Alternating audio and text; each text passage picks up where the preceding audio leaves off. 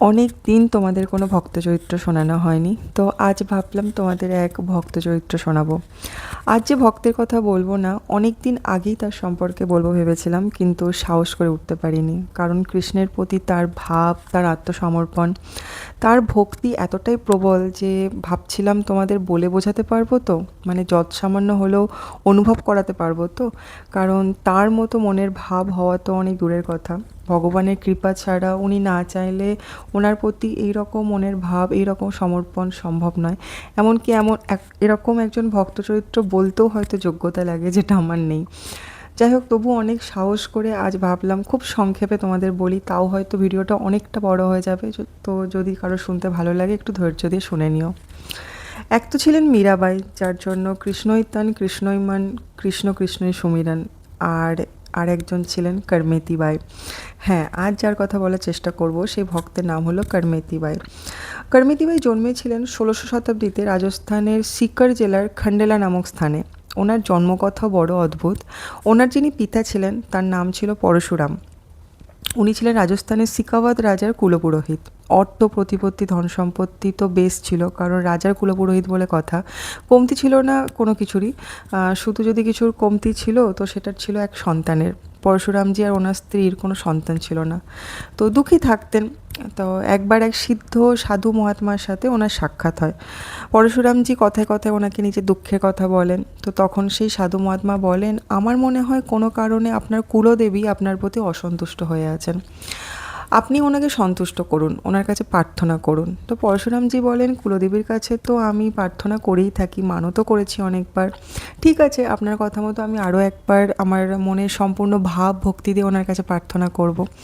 পরশুরামজির কুলদেবী ছিলেন কুঞ্জল মাতা। মা দুর্গারই এক রূপ মা ভবানী, অষ্টভুজা দেবী। এখনও উনি বিরাজমান রাজস্থানের মারওয়াড় জেলার জায়েল নগরী বলে এক স্থান আছে, সেখানে উনি বিরাজমান। ওনার মন্দির আছে ওখানে। তো পরশুরামজি বললেন, ঠিক আছে, আপনার কথা মতো আমি আবারও যাব মায়ের কাছে। তো তিনি যান। আর এবার উনি একা যান, সাথে কাউকে নেননি, নাহলে সাধারণত স্ত্রীর সাথেই যান। আর এবার মনে মনে ভাবেন, মায়ের কাছে তো আমার মনের ইচ্ছা জানাবই, মাকে মন থেকে ডাকবো। মা যদি স্বয়ং প্রকট হয়ে আমাকে দর্শন না দেন, আমি নিজেকেই মায়ের কাছে বলি চড়িয়ে আসবো। কারণ এই সন্তান না পাওয়ার যে কষ্ট, এই দুঃখ আমি আর সহ্য করতে পারছি না। তো এই জীবন রাখার থেকে ভালো নিজেকে মায়ের কাছে বলি দিয়ে আসা। তো এইরকম ভাবছেন আর মায়ের নাম জপ করতে করতে যাচ্ছেন, পথ চলছেন। তো চলতে চলতে খুব ক্লান্ত হয়ে যান। তো এক নির্জন স্থানে এক গাছের নিচে বসে একটু বিশ্রাম নেন। আর পাশেই এক সরোবর ছিল, সেখানে জলপান করেন আর গাছের ছাওয়ায় একটু বিশ্রাম নেন। আর চোখ বুজে মাকে স্মরণ করেন। আর ঠিক সেই সময় এক গলা শুনতে পান, কোথায় যাচ্ছ পরশুরাম? তো পরশুরামজি চোখ খুলে দেখেন এক স্ত্রী সেখানে দাঁড়িয়ে আছেন, মুখে মৃদু হাসি। কিন্তু ওনাকে দেখে কোনো সাধারণ স্ত্রী বলে মনে হচ্ছে না। মনের মধ্যে কেমন যেন একটা দিব্য অনুভূতি হচ্ছে। তো পরশুরামজি বলেন, কুঞ্জল মাতার দর্শনে যাচ্ছি। আপনি কে মা এই নির্জন স্থানে? তো সেই স্ত্রী মৃদু হেসে বলেন, কিছু মনোকামনা নিয়ে যাচ্ছ বুঝি মায়ের কাছে? তো পরশুরামজি বলেন, হ্যাঁ মা, এক সন্তানের মনোকামনা নিয়ে যাচ্ছি।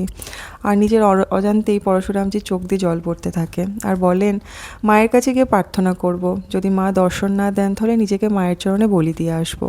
তো সেই নারী বলেন, ঘরে ফিরে যাও পরশুরাম, মায়ের আশীর্বাদে তোমার 4 পুত্র সন্তান হবে। পরশুরামজি বলেন, আমি ফিরে যাব, আমার 4 পুত্র সন্তান হবে, কিন্তু আপনি কে মা? আপনাকে দর্শন করেই আমার মনে হচ্ছিল কোনো সাধারণ নারী তো আপনি নন। আপনি কে, দয়া করে আমাকে পরিচয় দিন।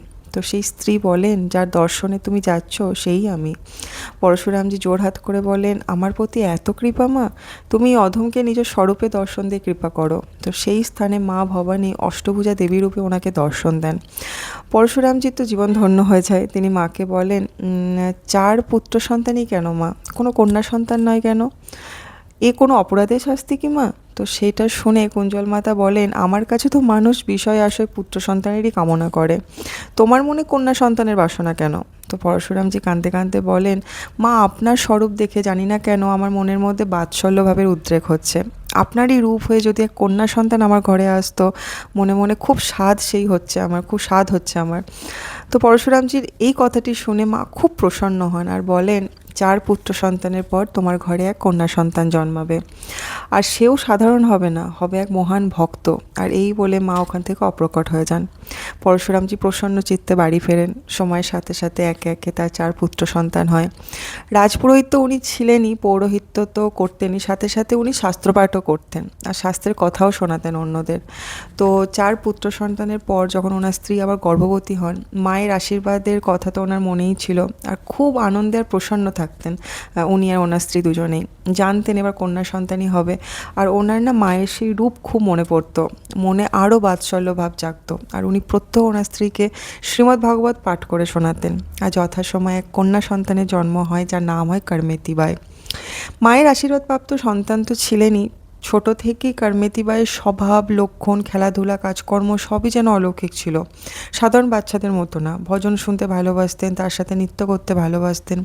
পরশুরামজি নিত্য বাড়িতে শাস্ত্রপাঠ করতেন। ওনার অন্যান্য সন্তানদের অত রুচি ছিল না, কিন্তু কর্মেতিবাই শুনতে খুব ভালোবাসতেন। উনি অপেক্ষা করতেন কখন বাবা শাস্ত্রপাঠ করে শোনাবেন।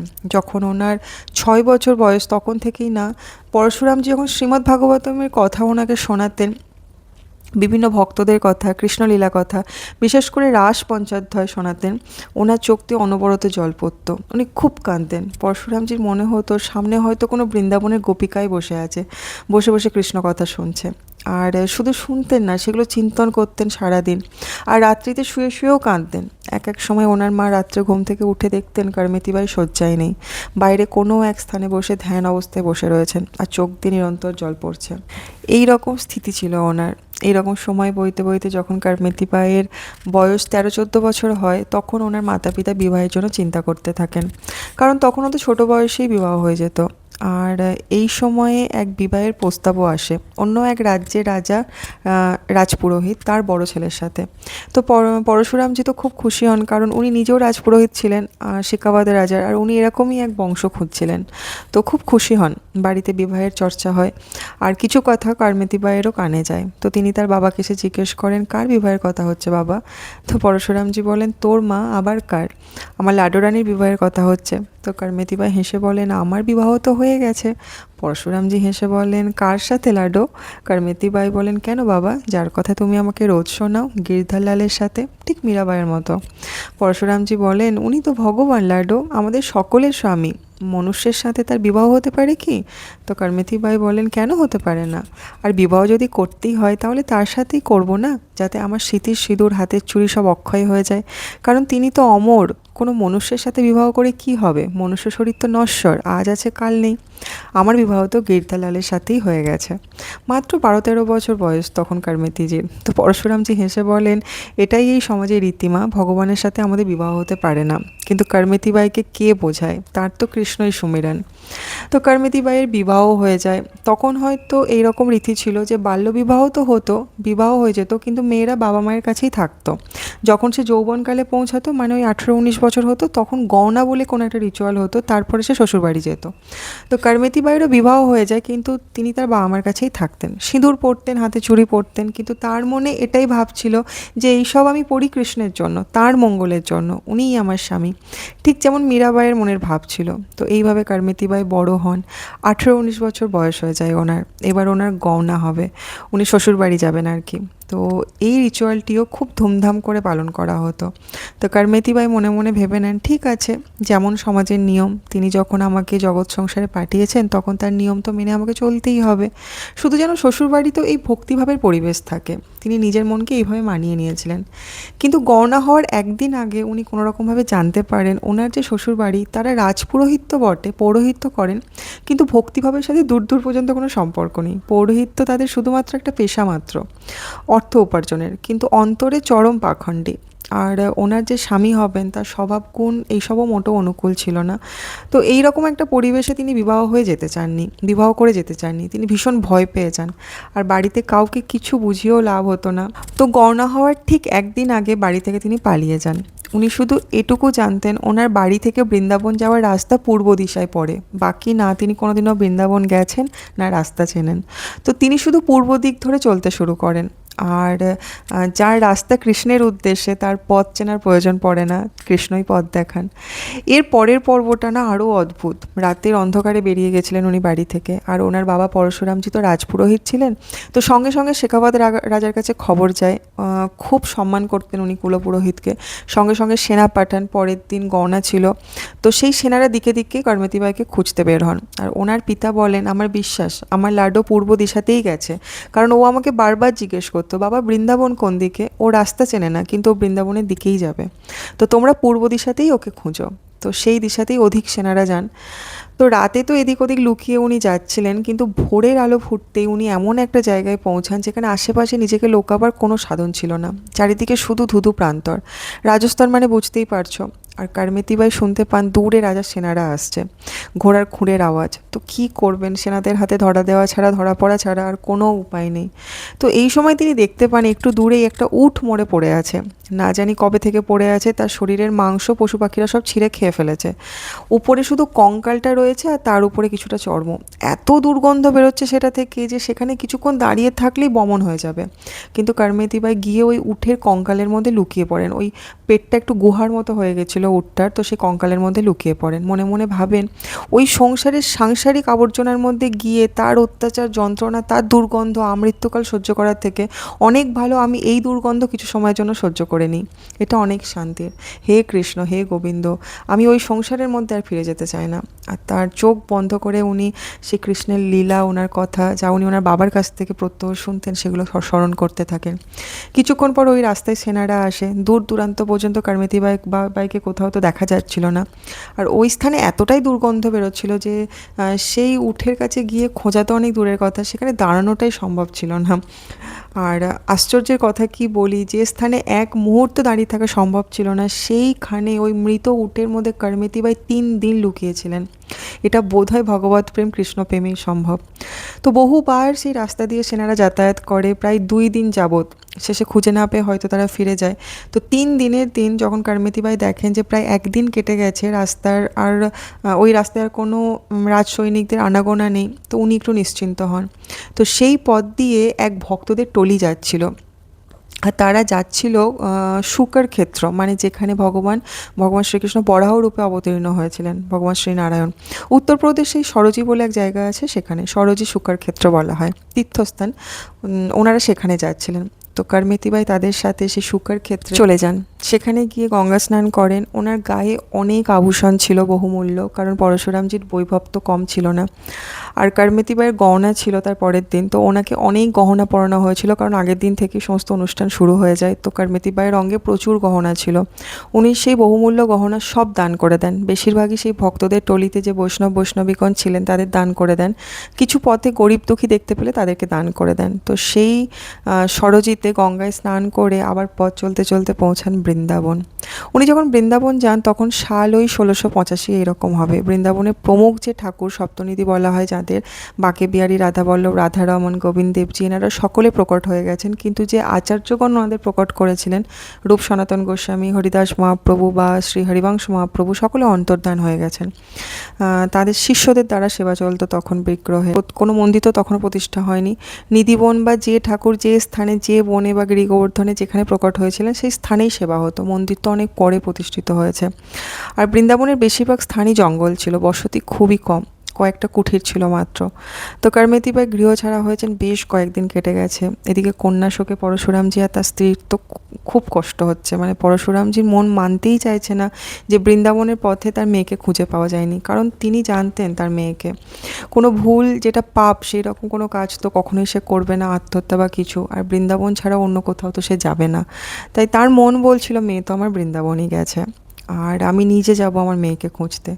তো তিনিও এর আগে কখনো বৃন্দাবন আসেননি, এই প্রথম তার করমতিকে খুঁজতে তিনি বৃন্দাবন আসেন। প্রথমে পৌঁছান মথুরাতে। সেখানে গিয়ে কিছু ঘরে কিছু পাণ্ডা পূজারীদের জিজ্ঞেস করেন, কিন্তু কেউ করমতিবাইয়ের কোনো খোঁজ দিতে পারে না। যখন পরশুরামজি এরকম খুঁজছেন তখন এক মালিনী, উনি বনে বনে ফুল সংগ্রহ করে সেগুলো দিয়ে মালা গেঁথে বৃন্দাবনের সব দেবালয়ে দিতেন। তো উনি পরশুরামজির বর্ণনা শুনে এগিয়ে আসে, বলেন, এই রকম এক কন্যাকে আমি দেখেছি। আপনি যেমন ওনার রূপ, বা শারীরিক বর্ণনা দিচ্ছেন সেই রকমই।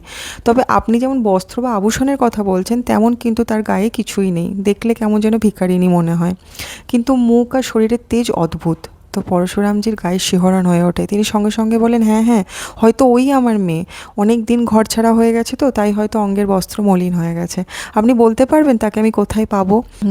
আর বিশেষ কিছু সেই মালিনী বলেন না, শুধু বলেন, বৃন্দাবনের ব্রহ্মকুণ্ড জানেন কি? পরশুরামজি বলেন, জানি তো না, তবে গ্রন্থে পড়েছি। মালিনী বলেন, ওই ব্রহ্মকুণ্ডের চারপাশে যে জঙ্গল আছে সেই জঙ্গলেই কোথাও আপনি পাবেন ওই মেয়েকে। এই বলে সেই মালিনী চলে যান। তো পরশুরামজি জিজ্ঞেস করে করে ব্রহ্মকুণ্ড পৌঁছান, কিন্তু এত ঘন জঙ্গল, সেখানে তিনি কিছুতেই মানে কোথাও তার কন্যাকে খুঁজে পান না। শেষে তিনি কি করেন, ব্রহ্মকুণ্ডের কাছে যে জঙ্গল, সেই জঙ্গলের মধ্যে কোনো এক বড় গাছের উপর উঠে চারপাশে খুঁজতেন। না খুঁজে পেলে আবার নিচে নেমে আসতেন, আবার কিছু দূর গিয়ে বড় কোন গাছের উপর উঠে খুঁজতেন। আর খুঁজতে খুঁজতে এমন সময় তিনি এক গাছের উপর উঠে দেখেন যমুনার তটে দূর থেকে এক কন্যা দুই হাত উপরে তুলে কৃষ্ণের কোনো মধুর গান গাইতে গাইতে আসছেন। ঠিক বোঝা যাচ্ছে না, আর একটু কাছে এলে স্পষ্ট হলে পরশুরামজি যা দেখেন তা দেখে তিনি অন্তর থেকে শূন্য হয়ে যান। তিনি প্রস্তুত ছিলেন না তা দেখার জন্য, তার চক্ষু স্থির হয়ে যায়। তিনি দেখেন, হ্যাঁ, সেই কন্যা তো তার লাডোরানী কার্মেতি। এত বিলাসবহুলে যাকে উনি বড় করেছেন, তার গায়ে একটা বস্ত্র পর্যন্ত নেই, পত্র বস্ত্র, গাছের পাতা দিয়ে সারা শরীর উনি আচ্ছাদিত করে রাখতেন। এমনকি উনি গাছ থেকে কোনো পাতা ছিঁড়তেনও না গাছের কষ্ট হবে বলে। যে পাতা শুকিয়ে মাটিতে পড়ে থাকতো সেগুলো কুড়িয়ে সেগুলো দিয়ে পত্রবস্ত্র বানিয়ে নিজের শরীর আচ্ছাদন করে থাকতেন। শরীর ধুলো মাখা, কিন্তু অঙ্গের তেজ যেন বর্ণনা করা যায় না, অসামান্য। তো নিজের মেয়েকে সেই অবস্থায় দেখে পরশুরামজি এত কাঁদেন যে নিজেকে মানে উনি সামলাতেই পারেন না। ওনার পক্ষে সম্ভব হচ্ছিল না নিজেকে সামলানো। তিনি ভাবছিলেন, ইনি কে? হ্যাঁ, দেবীমা আমাকে বলেছিলেন তো ঠিকই যে তার কন্যা সন্তান এক ভক্ত হবে, কিন্তু এ যেন আমি কৃষ্ণ বিরহে কোনো গোপিকাকেই দর্শন করছি, নাকি স্বয়ং রাধারানী। তিনি কার্মিতিবাইকে দেখছেন আর অবাক হচ্ছেন। কার্মিতিবাইয়ের সে কি করুণ ডাক, হা কৃষ্ণ হা কৃষ্ণ হা মোর প্রাণধন। আর এইভাবে তিনি কখনো ছুটে যাচ্ছেন, কখনো মূর্ছিত হয়ে পড়ে যাচ্ছেন, কখনো হাসছেন, কখনো কাঁদছেন, একদম পাগলিনী।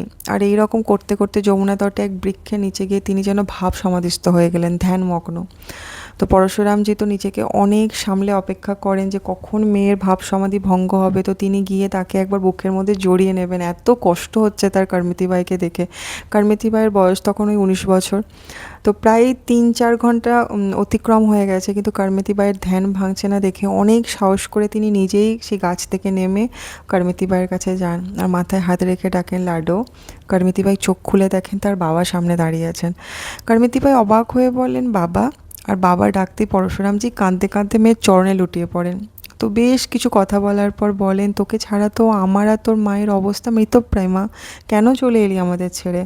তো কার্মিতিবাই হেসে বলেন, আপনি ব্রাহ্মণ, পৌরোহিত্য করেন, শাস্ত্রপাঠ করেন, আপনাকে আমি আর কি বলবো বাবা, তবে গোবিন্দের নাম ভজন ছাড়া তো সবাই এমনিতেই মৃত। তো পরশুরামজি বলেন, তুমি যে চলে এলে গৃহ ছেড়ে, এতে তো সমাজে তোমার বাবা মার নাক কেটে গেল বলো। তো এইসব কথাগুলো ছন্দের আকারে বর্ণিত আছে ভক্তমাল গ্রন্থে। তো কার্মিতিবাই বলেন, যে নাক দম্ভ করতে শেখায়, ভেদাভেদ করতে শেখায়, ক্ষমাশীল হতে বাধা দেয়, অন্যায় অত্যাচার সহ্য করতে শেখায়, সেই নাক কেটে যাওয়াই ভালো বাবা। আর এই ব্যাপারে, মানে এই নাক কেটে যাওয়ার ব্যাপারে উনি আরও এত সুন্দর সুন্দর কথা বলেন, আমি অত বর্ণনা করতে পারবো না, 1 ঘন্টার ভিডিও হয়ে যাবে তাহলে, কিন্তু শিক্ষণীয়। তো পরশুরামজি বলেন, তো সব কথা মেনে নিচ্ছি মা, মেনে নিতে বাধ্য হচ্ছি, কারণ আমার কাছে কোনো যুক্তি নেই সেগুলো কাটার, কিন্তু তুই বল, আমরা তোকে ছাড়া বাঁচবো কী করে? তো তখন কার্মিতিবাই হেসে বলেন, আচ্ছা বাবা, একটা কথা বলুন, যেদিন বাড়ি ছেড়ে আমি চলে এসেছিলাম তার পরের দিন তো আমার গহনা ছিল, আমাকে তো এমনিতেই আপনি বাড়ি থেকে বিদায় করে দিতেন। তারপর আপনার সাথে আবার আমার কবে দেখা হতো, আদৌ দেখা হতো কি না কোনো ঠিক নেই। আমি কেমন আছি, কিভাবে আছি আপনি জানতেও পারতেন না। আর তখন সত্যিই এরকম হতো, মানুষ বিবাহ করার পর বাবার কাছে খুব কমই আসতো, হয়তো কোনো আচার অনুষ্ঠান রিচুয়ালে, বাকি সেরকমভাবে কোনো আসা যাওয়া হতো না। তো আমি কেমন আছি, কিভাবে আছি আপনি জানতেও পারতেন না। তো ভেবে নিন না, বৃন্দাবনেও আপনি আপনার কন্যাকে বিদায় দিয়ে পাঠিয়েছেন, আপনি আমাকে আমার প্রাণনাথ আমার গির্ধালালের সাথে বিদায় করে দিয়েছেন। আমি তো আপনাকে আগেই বলেছি, নশ্বর জীবের সাথে বিবাহের থেকে অনেক ভালো সেই নিত্য পুরুষকে নিজের স্বামী হিসাবে গ্রহণ করে নেওয়া, যাতে আমার সিঁথির সিঁদুর হাতের চুড়ি অক্ষয় হয়ে যায়। আর আমি এখানে তার সাথে খুব ভালো আছি। আর আমি ভাবিনি আপনি আমাকে নিতে বৃন্দাবন এসছেন। আমি তো ভেবেছিলাম আপনিও হয়তো তার চরণে সমর্পিত হয়ে বাকি জীবনটা বৃন্দাবনেই কাটাতে এসছেন। তো কারমেতি বাইয়ের কথার কোনো উত্তর পরশুরামজির কাছে ছিল না, তিনি শুধু দাঁড়িয়ে দাঁড়িয়ে কাঁদছিলেন। কারমেতি বাই বলেন, আপনি ফিরে যান বাবা। তো পরশুরামজি বলেন, আমার দৃঢ় বিশ্বাস, আমার অন্তরাত্মা বলছে আর বেশি দিন এই ধরাধামে আমি তোকে দেখতে পাবো না। সেই পরমাত্মা, সেই কৃষ্ণের মধ্যে তুই বিলীন হয়ে যাবি মা। হয়তো আর কখনো তোর সাথে দেখা হবে না। আমার কাছে কৃষ্ণলীলা শ্রবণ করতে করতে তুই কৃষ্ণকে প্রাপ্ত হয়ে গেলি মা, কিন্তু আমাকে কিছু আধার তো দে মা, যাকে সম্বল করে আমি বাকি জীবনটা কাটাতে পারবো। আর এই বলে পরশুরামজি কারমেতি বাইয়ের চরণ ধরে খুব কাঁদতে থাকেন।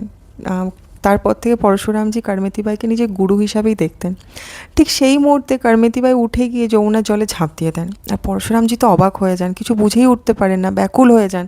আরে এ কী হলো, কারমেতি কারমেতি বলে ডাকতে থাকেন। আর ঠিক সেই মুহূর্তে অদ্ভুত এক দিব্য লীলা হয়, দিব্য ঘটনা ঘটে যে কারমেতি বাই যমুনার জল থেকে উঠে আসেন আর তার হাতে এক ছোট্ট বাঁকে বিহারীর বিগ্রহ ছিল। আর সেই বিগ্রহ তার বাবার হাতে দিয়ে বলেন, বাকি জীবনটা আপনি আর মা এনার সেবাতেই অতিবাহিত করুন, এর থেকে সুখ শান্তি আর কিছুতে নেই। এই বলে কারমেতি বাই সেই ব্রহ্মকুণ্ডের জঙ্গলের মধ্যে কোথায় যেন হারিয়ে যান। পরশুরামজি খুব কাঁদেন, খুব কাঁদেন, অনেকক্ষণ তার লাডোরানির পথের দিকে চেয়ে দাঁড়িয়ে থাকেন। তারপর সেই বাঁকে বিহারীর বিগ্রহ মাথায় করে নিয়ে বাড়ি ফেরেন। এখনও সেই দিব্য ঠাকুরজির বিগ্রহ রাজস্থানের খান্ডেলাতে বিরাজমান, অনেক বৈষ্ণবগণ দর্শনে যান, সেবা হয় সেখানে। তো এরপর তো পরশুরামজি আর ওনার স্ত্রী বাকি জীবনটা বাঁকে বিহারীজির চরণে সমর্পণ করে দেন। রাজপৌরোহিত্য উনি ছেড়ে দেন, চাকুরি যদি করতেই হয়, চাকর যদি হতেই হয়, সেবা যদি করতেই হয়, তাহলে আমার কুঞ্জ বিহারীরই করবো এরপর থেকে, আর কারণ না। তো সেই জন্য উনি রাজপৌরোহিত্যও ছেড়ে দেন। তো এরপর তো আরও অনেক বর্ণনা আছে। কারমেতি বাইয়ের পরিবার তো আর কখনো যাননি বৃন্দাবন, বা গিয়েও ছিলেন কিনা জানা নেই। তবে ওনার পিতা যে রাজা রাজপৌরোহিত্য করতো, শেখাওয়াত রাজা, উনি গিয়েছিলেন। ওনার কাছেও কারমেতি বাই কন্যাসম ছিলেন। তো উনি বৃন্দাবনে কারমেতি বাইয়ের জন্য এক মহল বানিয়ে দিতে চান, সাথে কিছু দাসদাসী, কারমেতি বাইয়ের সুরক্ষার জন্য কিছু সেনা। কিন্তু কারমেতি বাই স্বাভাবিকভাবেই সেসব কিছুই গ্রহণ করেননি। বরং কারমেতি বাইয়ের সাথে সাক্ষাৎ হয়ে শেখাওয়াত রাজার মনে বৈরাগ্য চলে আসে। ঠিক যেমন বৃন্দাবনে গোপিকাদের দর্শন করে তাদের সাথে তাদের কথা শুনে উদ্ধবের মনে হয়েছিল বৃন্দাবন লীলায় ঠিক তেমন। তবে শেখাওয়াত রাজা ব্রহ্মকুণ্ডের পাশে এক ছোট্ট কুঠির বানিয়ে দিয়েছিলেন, সেখানে কারমেতি বাই থাকতেন। এখনও ওই স্থানে ওনার এক স্বরূপ বিরাজমান, ভেঙে চুরে গেছে হয়তো, কিন্তু আছে কারমেতি বাইয়ের এক মূর্তি। এরপর কারমেতি বাই ওই কুঠিরেই থাকতেন। কৃষ্ণ নাম, কৃষ্ণ ভজনই তার জীবন ছিল। বাকি দৈহিক সুখের জন্য যে খাদ্য গ্রহণও করতে হবে, সেটাও তার কাছে বিষের মতো লাগতো। ওই যমুনার জল আর যদি বনের মধ্যে কোনো ফল পড়ে থাকতে দেখতেন, তো এইভাবেই ওনার শরীর মানে চলতো। আর শরীর এইভাবে না খেয়ে সেরকমভাবে একদম শীর্ণকায় হয়ে যায়, ওঠার চলারও ক্ষমতা ছিল না। একদিন নিজের কুঠিরেই পড়ে পড়ে কৃষ্ণকে স্মরণ করছেন, আর এই সময় সাধু বেশে এক মহাত্মা সেখানে আসেন, হাতে প্রসাদের থাল আর একটা বস্ত্র। তো এসে কারমেতি বাইয়ের মাথায় হাত দিয়ে বলেন, বেশ কয়েকদিন হয়ে গেল তুমি কোনো খাবার খাওনি, জল কিছুই গ্রহণ করনি, খাবার জল কিছুই গ্রহণ করনি। তো এই শরীর চালানোর জন্য কিছু তো ভোজন আবশ্যিক, তাই না? না জানি কেন কারমেতি বাই তাকে দেখে তার সে কথা শুনে খুব ভাবুক হয়ে যান আর বলেন, কেন এই দৈহিক শরীর এত চাহিদা বলতে পারেন? তাকে খেতে দিতে হবে, জল দিতে হবে, বস্ত্র পরাতে হবে। এমন কিছু খাবার কি হয় না যা খেলে আর কোনোদিনও খিদে পাবে না একবার খেলে? আমি সারাদিন শুধু মানে কোনো বাধা ছাড়া কৃষ্ণকেই স্মরণ করতে পারবো। তো সেই মহাত্মা বলেন, হ্যাঁ তেমন খাবারই এনেছি, তুমি এটা খেয়ে নাও, এই প্রসাদ গ্রহণ করো। আর এই প্রসাদ গ্রহণ করলে তোমার আর কখনো খিদে পাবে না। আর এই বস্ত্রও পরে নাও, নারী শরীরে এরকম পত্র আবরণ কি শোভা পায়? তোমার কৃষ্ণ যদি আসে আর সে তোমাকে এই দিনহীন অবস্থায় দেখে, তাহলে তো কষ্ট পাবে। এই বস্ত্র ধারণ করে নাও। আর এই বলে সেই মহাত্মা সেখান থেকে চলে যান। আর কারমেতি বাইয়ের মনেরও কেমন যেন পরিবর্তন হয়, তিনি সেই বস্ত্র গায়ে জড়িয়ে নেন। আর সেই প্রসাদ গ্রহণ করার পর সত্যি 3-4 দিন তার যেন কোনো খিদেই পায়নি। আর তার শীর্ণ শরীরে যেন একটা ঊর্জা ফিরে আসে, গোপিকাদের ন্যায় সুন্দর হয়ে যান। আর তিনি প্রসন্ন চিত্তে কৃষ্ণ নাম ভজন করে বেড়াতেন জঙ্গলে। আর একদিন নিজ কুঠিরেই তিনি চোখ বুজে কৃষ্ণ স্মরণ করছেন, করতে করতে নিদ্রা আসে। আর তিনি স্বপ্নে দেখেন সেই সাধু বেশে যে মাহাত্মা এসেছিলেন, তিনি আর কেউ নন, তার শ্যামসুন্দর। স্বপ্নেই তিনি শ্যামসুন্দরের মধ্যে বিলীন হয়ে যান, আর সেই কুঠিরেই তিনি প্রাণত্যাগ করে দেন।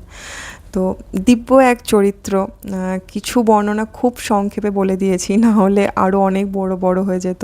যেটুকু বর্ণনা করার চেষ্টা করেছি, তোমরা জানিও তোমাদের কেমন লাগলো শুনে। সকলে খুব ভালো থেকো। হরে কৃষ্ণ, জয় জগন্নাথ।